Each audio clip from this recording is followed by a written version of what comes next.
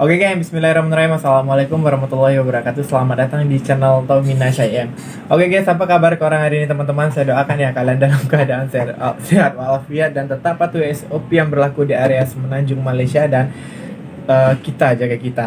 Oke guys, di video kali ini tuh saya nak cerita gaya hidup orang Malaysia ya teman-teman. Ini berdasarkan pengalaman saya selama saya ada di Malaysia. Dan juga saya membuat video ini bukannya untuk membanding-bandingkan ya teman-teman, tetapi ini sebagai informasi atau berbagi share saja agar kita semua bisa saling memahami karakter antara Indonesia dan juga Malaysia. Oke, buat kalian yang belum subscribe, pastikan subscribe agar channel ini bisa berkembang lagi untuk kedepannya.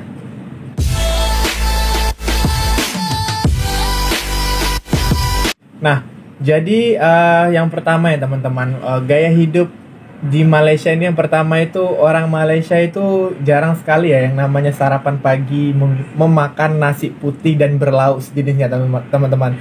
Kenapa? Karena yang saya lihat di sini orang di Malaysia ini kebanyakannya itu makan nasi itu jam 12 ke atas ataupun makan siang kebanyakan ya. Ya, mungkin ada juga yang di pagi hari itu orang menjual nasi lemak, tetapi nasi lemak dia tuh tidak, porsinya itu tidak banyak teman-teman, hanya selonggok gini aja sedikit ya teman-teman. Kalau untuk sarapan paginya orang Malaysia itu lebih suka memakan roti dan sejenisnya, apalagi roti canai. Nah, dan juga kalau misalnya kalau untuk nasi berlemak sendiri ataupun nasi ataupun ditambah ikan goreng, ini nasi putih ya. Itu orang Malaysia jarang sekali untuk makan sarapan paginya itu menggunakan nasi putih. Kalau saya pribadi ya teman-teman, kalau untuk ini sih saya kurang, disebabkan apa? Saya sudah kebiasaan daripada kecil tuh saya sudah makan nasi putih. Mungkin kebanyakan kalau di Indonesianya itu kalau kita orang tuh pagi-pagi tuh harus makan nasi putih ya teman-teman, apalagi yang bekerja menggunakan tenaga. Itu kalau saya sangat wajib sekali makan nasi putih agar karbohidratnya itu banyak dalam tubuh dan saya bisa kerja lebih kuat lagi.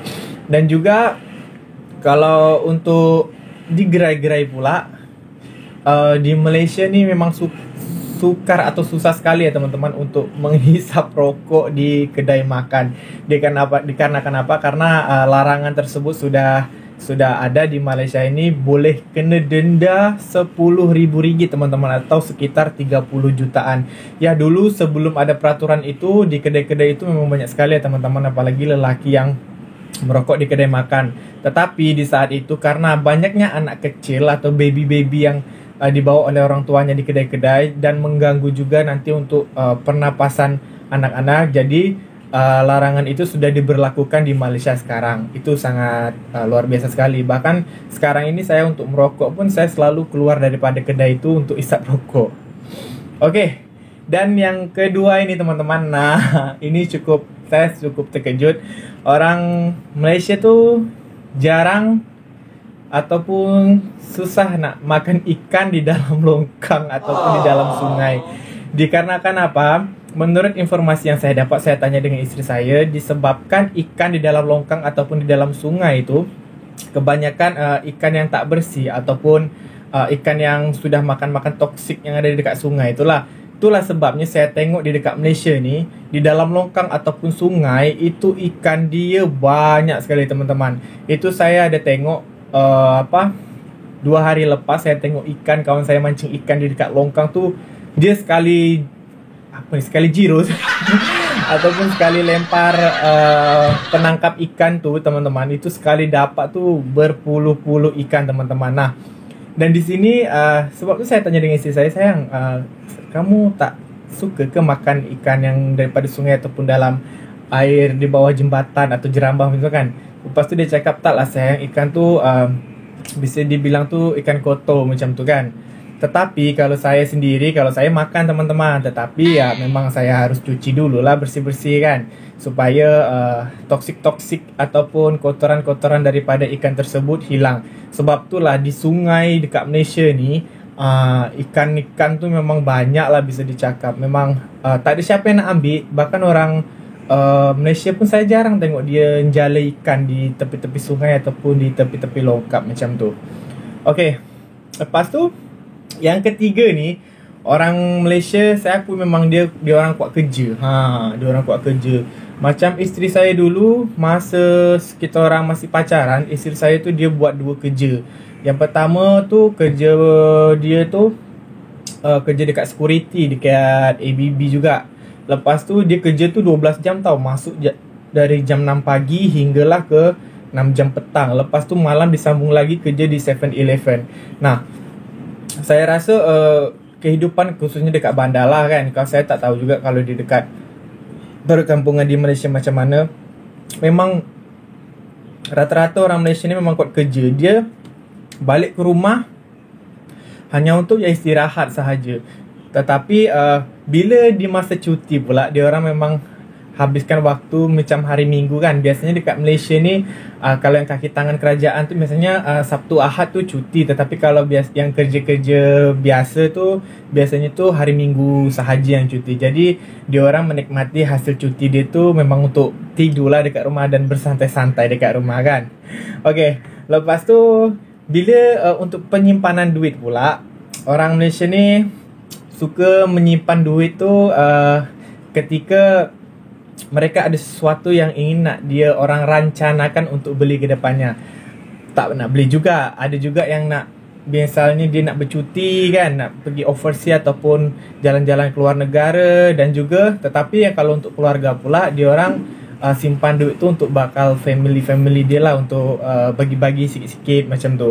Dan juga bila dia orang ni kalau kerja memang dia ada rancangan untuk ke depan ni. Misalnya setelah pembayaran semualah kan, biasa bayar kereta, bayar bil air, bil elektrik. Bahkan untuk yang baru-baru, yang bujang-bujang tu biasanya dia bayar bilik sewa ataupun rumah sewa.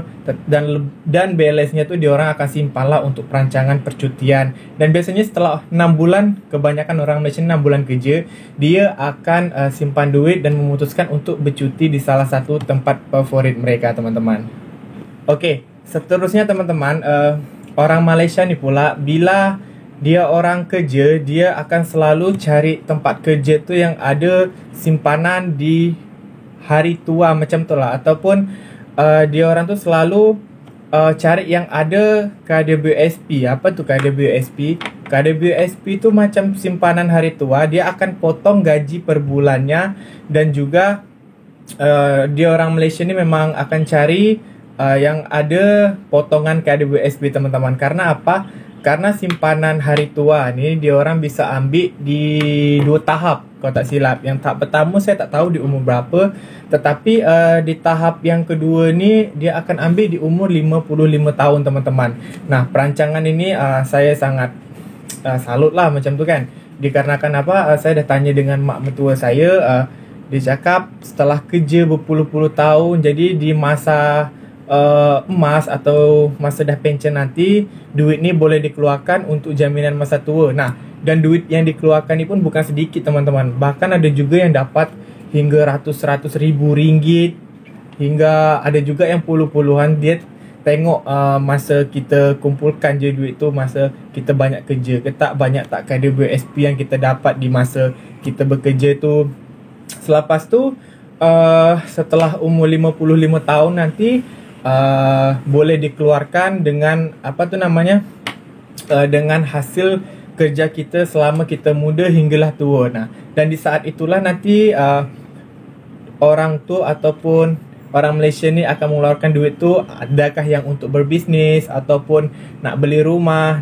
Tetapi duit ini memang berbaloi lah kalau menurut saya. Dan saya ucapkan tahniah kepada rakyat Malaysia yang baru-baru ni KWSP-nya sudah boleh dikeluarkan RM10,000 ya. Dan bolehlah korang untuk membuat bisnes baru di masa pandemi ni kan. Semoga duit yang korang kumpul tu bisa bermanfaat untuk korang gunakan di saat masa pandemi ni. Nah, dan juga orang Malaysia ni, teman-teman, banyak yang suka berolahraga di tasik ataupun di taman ya, teman-teman. Dikarenakan ya saya selalu tengok di depan Tasik, depan rumah saya ini, orang Malaysia ini memang suka olahraga tuh lari, teman-teman. Nah, dan saya tak tahu olahraga lari ini kenapa banyak orang suka. Tetapi kalau saya pribadi, kalau lari saya kurang suka sebab tak ada yang menantang, asyik berlari je kan. Nah, dan pola hidup di Malaysia ni pula orang memang sempatkanlah dalam atau 2 hari sekali atau 3 hari sekali ke dia orang akan sempatkan untuk berolahraga walaupun 10 hingga 20 menit macam tu.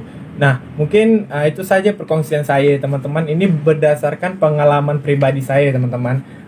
Kurang dan lebihnya saya mohon maaf. Korang boleh tulis di komentar apa saja gaya hidup orang Malaysia. Mohon maaf jika videonya ada kekurangan. Saya Tommy Pratama, saya kira Assalamualaikum warahmatullahi wabarakatuh.